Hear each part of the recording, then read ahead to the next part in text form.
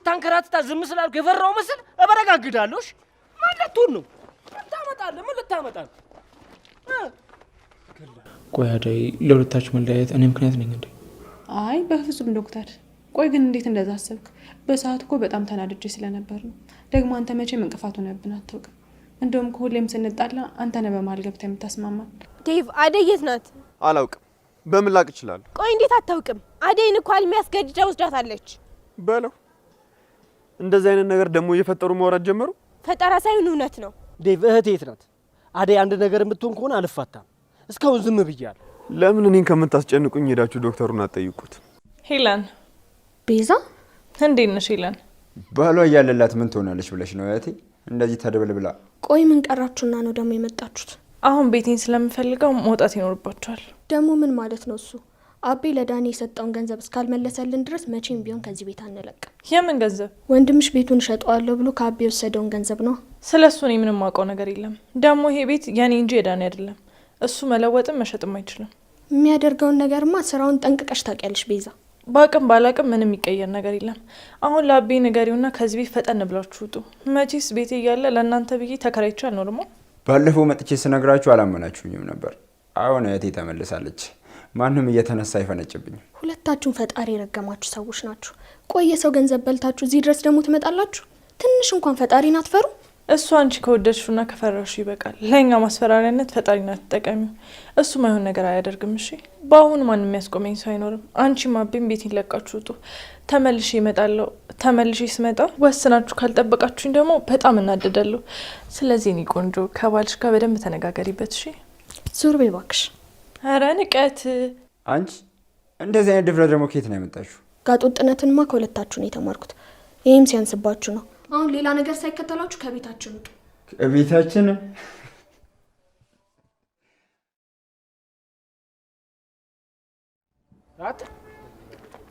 የታባ ጠፍተህ ነው? ቆይ እኔ ብቻዬን እንደዚህ ስንከራተት አንተ ተመጭቶ ደቅ ብላል። ምን ስለተመቸኝ ነበር? አይደምንት ምን ነው ችግር አለን? ቅምጥል ምን ነገር ባርግላት ደስተኛ ትሁን። እኔ ግን ለሷ ብዬ ሁሉንም ነገር ማድረግላት። በቃ እሷን ማስረዳት፣ እሷን ማውራት በቃ ሰልችቶኛል፣ ደክሞኛል። አይመንት ቆይ አንተ ወዴት ጠፍተህ ነው? እኔማ ከሻኪራ ጋር ዶክተርን ለማስፈታት ተፍተፍ እያልኩ ነበር። በመሀል ግን ዴቭ የሌለ አስደበረኝ። በቃ አዴና ዴቭ ሊስማሙ አልቻሉም አይደል? አረ ምን ይስማማሉ በእናት። ዴቭ የሌለ ነገር ነው የሚያወራው። እኔ የምልህ ቆይ የልጅቷ ቦርሳ የት ነው ያለው? አለ ቅምጥል ጋር ነው። በጣም አሪፍ። ይኸውልህ እቺ ዝሆን አቋም አዴን በእንብርክኳ እየሄደች ይቅርታ ካልጠየቀቻት ይሄን ቦርሳ አታገኛትም። እቺ ዱቄት የሌለን ያስደበረች። ዳይመንድ አቤት። አሉ ምን እየሆንክ ነው አንተ? አላበዛውም እንዴ? አዴ ስታንከራትታ ዝም ስላልኩ የፈራው መስል እበረጋግዳለሽ ማለት ነው። ታመጣለህ ምን ልታመጣ ነው? እኔ አልገለም። ልቀቅም።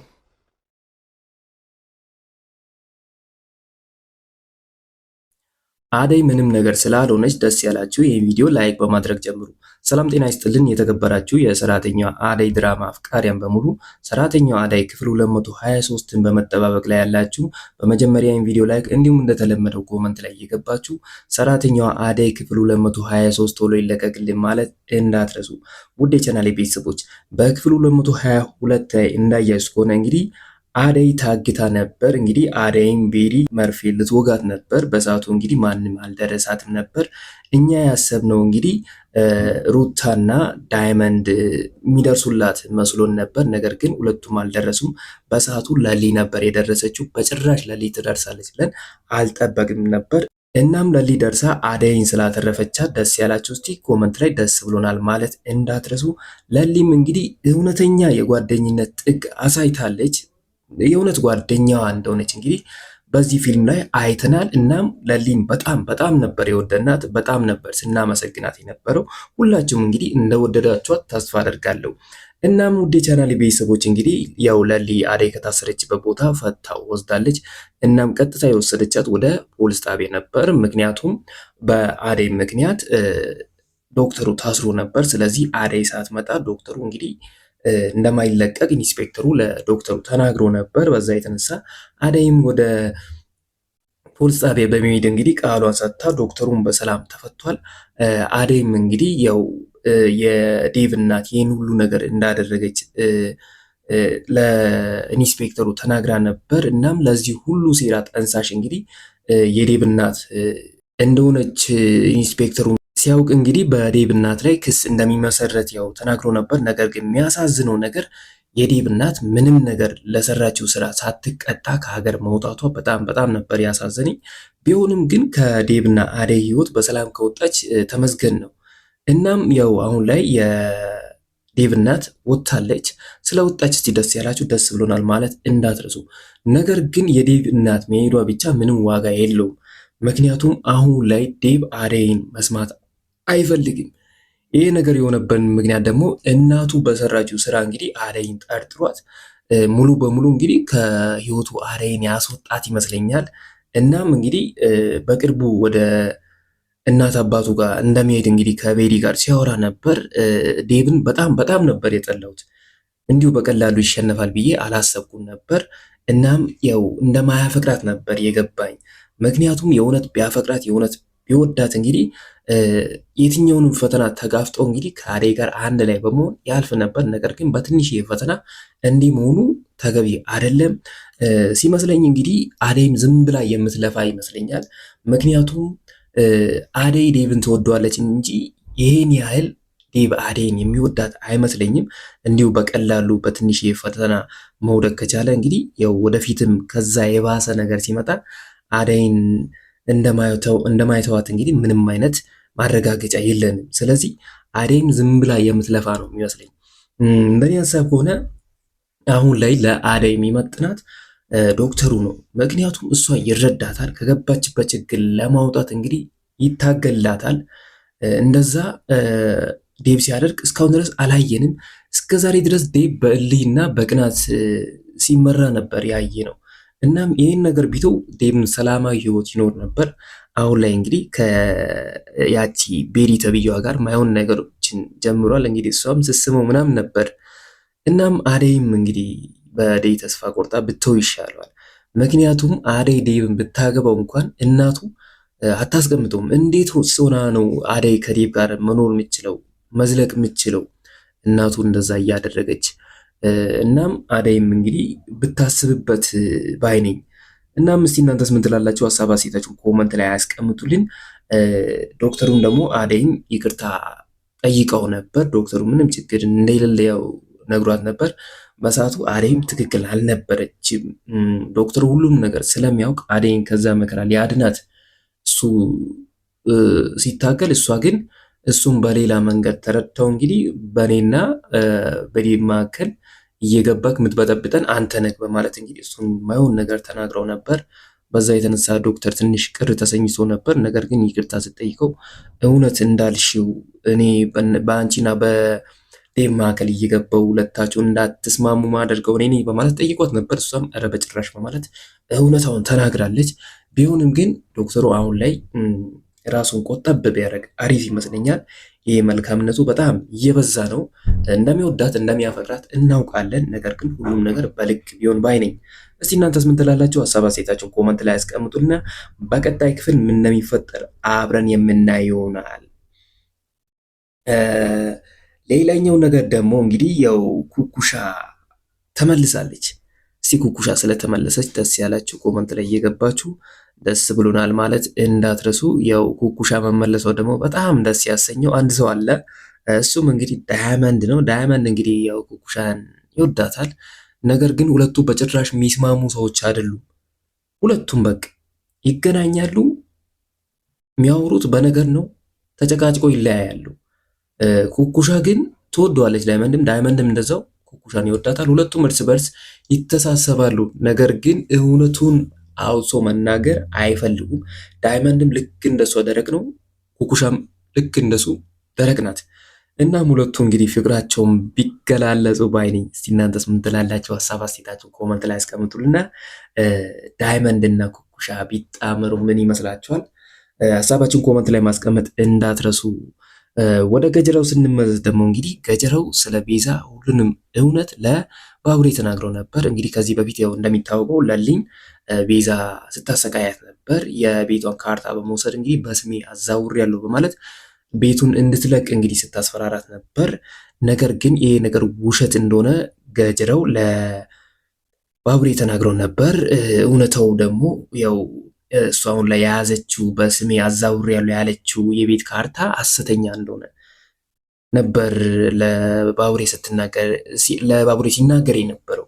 እናም በዛ ገጀራው በጣም ተመችቶኛል። ነገር ግን ገጀራውም እንግዲህ ለለሊ ወንድሟ ነኝ እያለ ነው። ለሊም ይህን ነገር ሲሰማ በጣም ደስ ብሏል ነበር። ነገር ግን የገጀራው ሁኔታ ምንም አሳማኝ አይደለም። ምክንያቱም አሁን ላይ እሱ የለሊን እህትነት አይደለም እየፈለገ ያለው የእናቴን ድርሻ የቤቱ ይገባኛል እያለ ነው። እንግዲህ ከቤቱን ከለሊ ጋር አንድ ላይ ለመካፈል እንጂ የለሊን እህትነት እንደማይፈልግ እንግዲህ በተደጋጋሚ ሲያወራ ነበር። ባቡሬም በዛ ነገር ተጠራጥሮ ነበር። እሱ ለሊን እንደማይፈልግ ቤቱን የእናቱን ንብረት እንደሚፈልግ ነበር የተረዳው ሲመስለኝ። ባቡሬም ትክክል ነው። አሁን ላይ ገጀራው ሀሳቡን ፍላጎቱ እንግዲህ ያንን ቤት ከለሊ ጋር እኩል መካፈል ነው እንጂ ምንም የለሊ እህትነት አስፈልጎት አይደለም እስከዛሬ ድረስ እንግዲህ እንደዛ ሲጨረጨር የነበረው። እናም እስቲ እናንተስ ምን ትላላችሁ?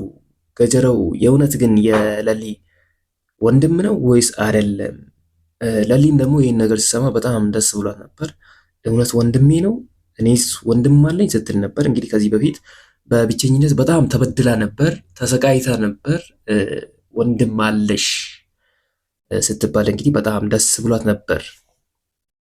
ነገር ግን ገጀራው ወንድሟ እንዳልሆነ ባቡሬ ተጠራጥሮ ነበር። ነገር ግን ወንድምሽ ሊሆን ይችላል፣ ነገር ግን ሙሉ በሙሉ ተስፋ አታድርግ በሱ ላይ፣ እሱ አንቺን አይፈልግሽም ነበር ያለው ባቡሬ ለሊን። እውነቱን ነው። እንደዛ ሙሉ በሙሉ እምነት ጥላ ልትፈልገው አይገባም እላለሁ። እናንተ እስቲ በዚህ ላይ መስጠት የምትፈልጉ ሀሳብ አስተያየት ካላችሁ ሀሳብ አስተያየታችሁን ኮመንት ላይ አስቀምጡልን። ሌላኛው ነገር ደግሞ እንግዲህ ዳይመንድና ማን ነበር ያ የአደይ ፍቅረኛ ተብዬው ዴቭ እንግዲህ ከዳይመንድ ጋር አንገት ለአንገት ተያይዟል።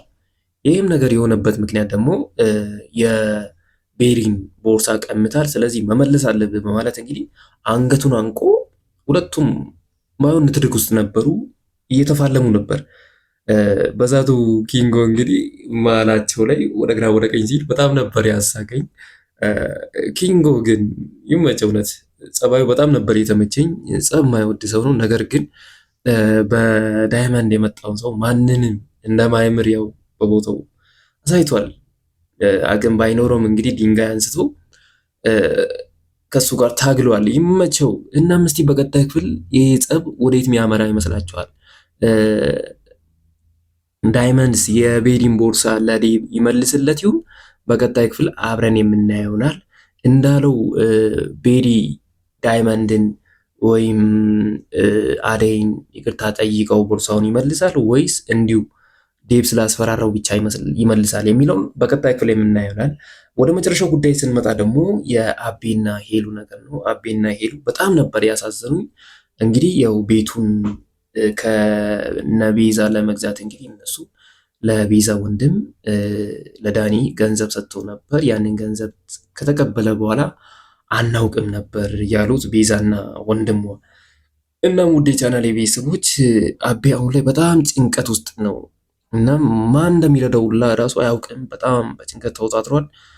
ምን እንደሚያደርጉላ ግራ ገብቶታል። ስለዚህ አንድ የሚያግዘው ሰው ያስፈልገዋል ለአቤ። አቤ ተጨንቆ እንግዲህ ያው አሹንም ለማማከር ሄዶ ነበር፣ አልሆነለትም። እንደዚሁም ሄሉ እንግዲህ ቤቱ ስትጨናነቅ ነበር። በዛ ላይ ደግሞ ዳኒና ቤዛ ወደ ቤት መጥተው ሄሉን ሲያስጨንቋት ነበር፣ ሲያፌዙባት ነበር። ቢሆንም ይሁን አንድ ቀን እንግዲህ የእነሱን ብር ይመለሳል ብዬ ተስፋ አድርጋለሁ። እነሱም ለሕግ ይቀርባሉ። ሁለቱም ቅጣታቸውን እንደሚቀበሉ አምናለሁ። በዛ ምንም ጥርጥር የለኝም። እና ውድ የቻናል ቤተሰቦች እስከዚሁ ድረስ ማምጣታችሁ ካልቀረ ሁሌም እንደምላችሁ ለዚህ ቻናል አዲስ ከሆኑ ሰብስክራይብ፣ እንዲሁም ይህ ቪዲዮ ለብዙ ሰው እንዲደርስ ላይክ ማድረግ እንዳትረሱ እያልኩ እኔ ከወዲሁ ልሰናበታችሁ። ሁላችሁም በያላችሁበት መልካም ጊዜ ይሁንላችሁ። ቻው ቻው።